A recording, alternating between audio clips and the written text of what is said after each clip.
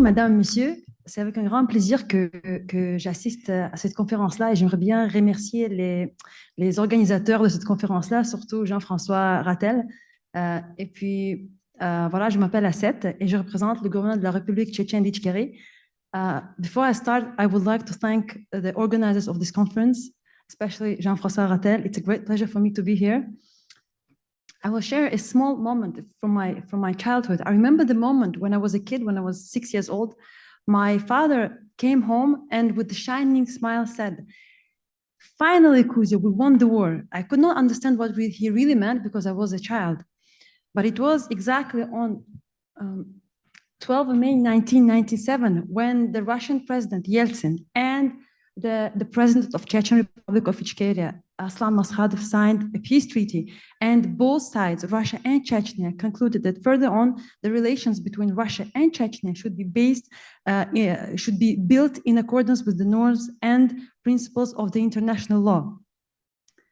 When Chechnya and Russia signed this agreement, this was a huge day, this was a huge event in Chechnya because our people and my father were very happy because my people believed that finally the conflict, the centuries-old conflict between Russia and Chechnya came to an end.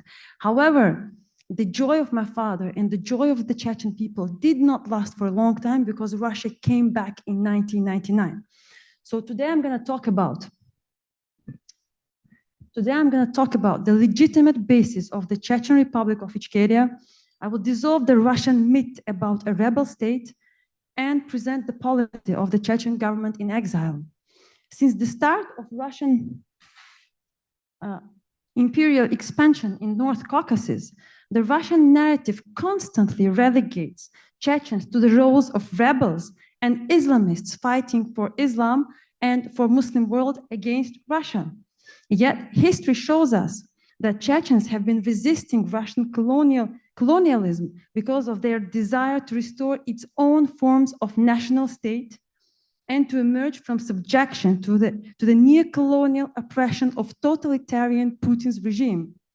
Unfortunately, the imperialist narrative towards Chechnya has not changed. Russian propaganda, including Russian liberals, claim that the Chechen state was created as a result from an armed rebellion. The epithets unrecognized and rebel are constantly applied to the Chechen Republic. However, historic facts demonstrate that the Chechen people and their lawfully elected leaders restored the Chechen state in full accordance with the international law and the laws of USSR and RSFSR in force at that time. Here are the facts. In April 1990, USSR passed two important laws. The first one being on the basis of economic relations of the USSR Union and autonomous republics that was passed on April 10, 1990. And the second law that was being on the delimitation of powers between the USSR and constituent members of the Federation that was passed in April on 26 April 1990. These laws altered the status of autonomous republics and recognized the right of free self-determination of peoples. The Declaration of State Sovereignty adopted by the Supreme Soviet of the Checheno-Ingush Republic on 27 November 1990 was in full conformity with the USSR legislation. Also, the matter of fact is that Chechnya was the first republic in post-Soviet territories to sign an agreement with the leadership of the Russian government on the apportioning of weapons and military property. The agreement was concluded between the government of Johar Dudayev, the first president of the Chechen Republic of Ичкерия, and the Minister of Defense of Russian Federation, Pavel Grachov. If Johar Dudayev had really come to power in 1991 after an armed rebellion as claimed by Russian propaganda, there would have been absolutely no question of transferring weapons and military equipment to the government he headed. Therefore, from a legal perspective, the independent Chechen Republic of Ичкерия is a state legitimate, as was the USSR and is today's Russia. That is why we consider the continued presence of Russian troops on the Chechen soil a military occupation. The war in Ukraine unveiled to the world the true essence of the Russian Federation. Chechens have been aware of Russia's war techniques for a long time. During Russia's illegal aggression against Chechnya in 1999, 300 Chechen civilians, including 42,000 children, were killed. 5 legitimate Chechen presidents were murdered. The entire villages were ruined, infrastructure and the economy destroyed, and my father was abducted by the Russian forces. Since the start of the war in Ukraine, the Chechen government in exile has been closely working with Ukrainian authorities. In fact, our government firmly stands with the Ukrainian people. Ukrainian Ministry of Defense and Chechen authorities signed a military cooperation agreement which helped the Chechens to revive their national army. And today, 5 Chechen battalions are fighting against Russian occupants in Ukraine.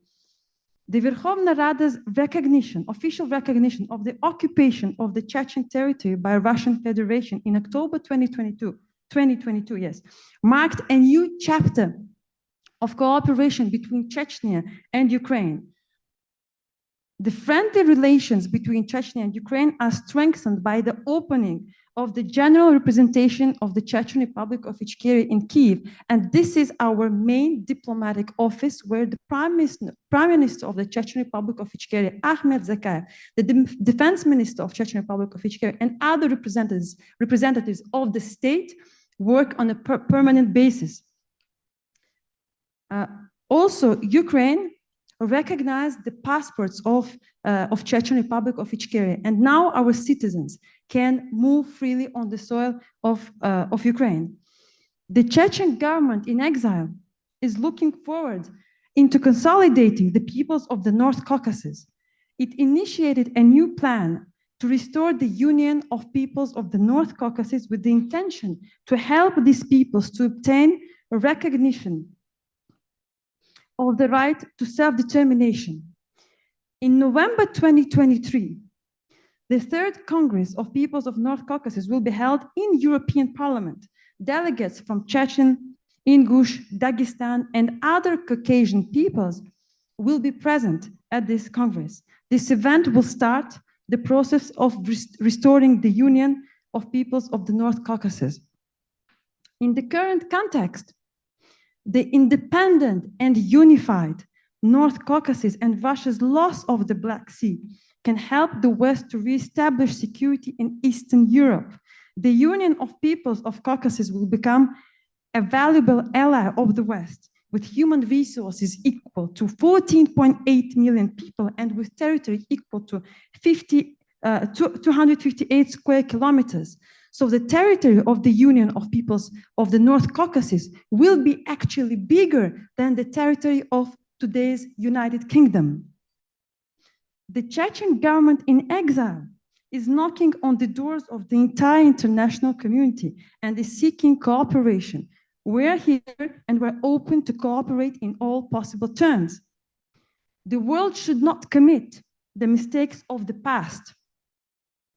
If the international community did not throw the Chechen Republic of Ичкерия in the claws of Putin in 1999, today Ukraine would be a peaceful country and many thousands of innocent civilians in Ukraine and in Chechnya would be alive, including my father. The war in Ukraine is the continuation of the aggressive policy implemented by Russia in Chechnya. War criminals who committed atrocities in Chechnya yesterday are now committing them in Ukraine.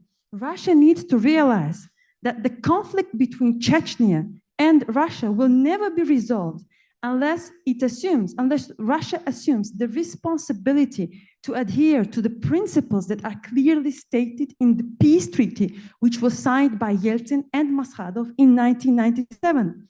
The peace treaty concluded in 1997 remains the only document in existence which defines the relationship between Russia and Chechnya.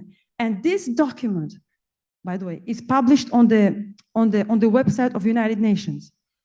Over and above that, liberals must stop spreading propaganda and must admit that the Chechen state is a legitimate state created in conformity with the USSR legislation and in accordance with the norms and principles of the international law.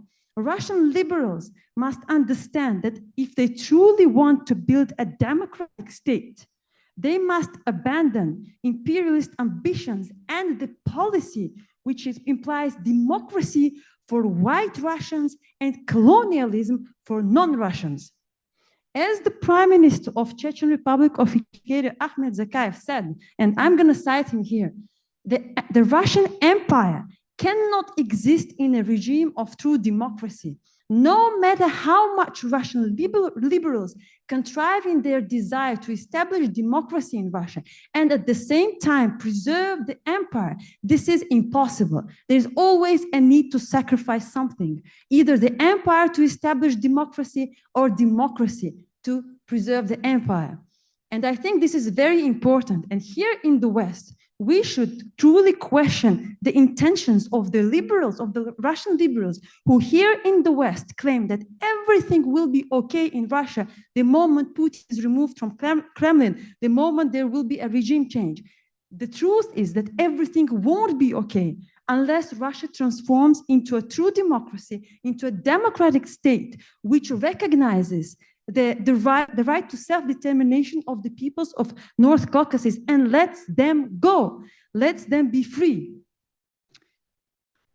And finally, although that I am very deceived by the delusion of Russian liberals about my state, and although my country is under occupation, I still have a hope, and the light of hope continues to shine. I would like also to thank with all my heart the people of Ukraine and the government of Ukraine for their recognition, support, and cooperation. Ukraine has shown an incredible determination and unbreakable spirit of freedom and dignity.